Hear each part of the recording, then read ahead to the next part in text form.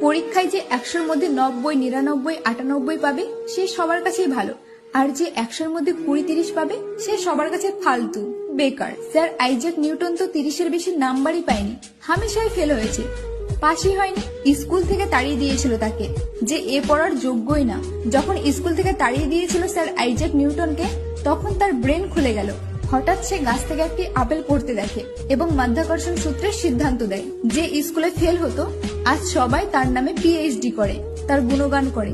Pass আর ফেলের সাথে কারোর জীবনে কোনো যায় আসে না। তুমি যদি আইনস্টাইনের গল্প পড়ো, তাহলে আইনস্টাইন তো ক্লাস 9-এর বেশি পড়তেই পারেনি, তাড়িয়ে দিয়েছিল স্কুল থেকে, কারণ সে সবসময় অন্য কিছু ভাবতো। কিন্তু তাড়িয়ে দেওয়ার পর সারা বিশ্বে E=mc² এর যে ব্যাখ্যা দিয়েছিল আইনস্টাইন, তাতে পুরো দুনিয়া প্রশংসা করে। শেষমেশ আমি এটাই বলতে চাইছি, কেউ ক্লাস 9, 10, 11, 12 পড়াশোনা করুক, তাতে কোনো আসে যায় না। কারণ জ্ঞান ডিগ্রি দিয়ে অর্জন করা যায় না। জ্ঞান আলাদা জিনিস আর ডিগ্রি আলাদা জিনিস। তাই পরীক্ষায় কম নাম্বার পেলে কখনো মন খারাপ করবে না।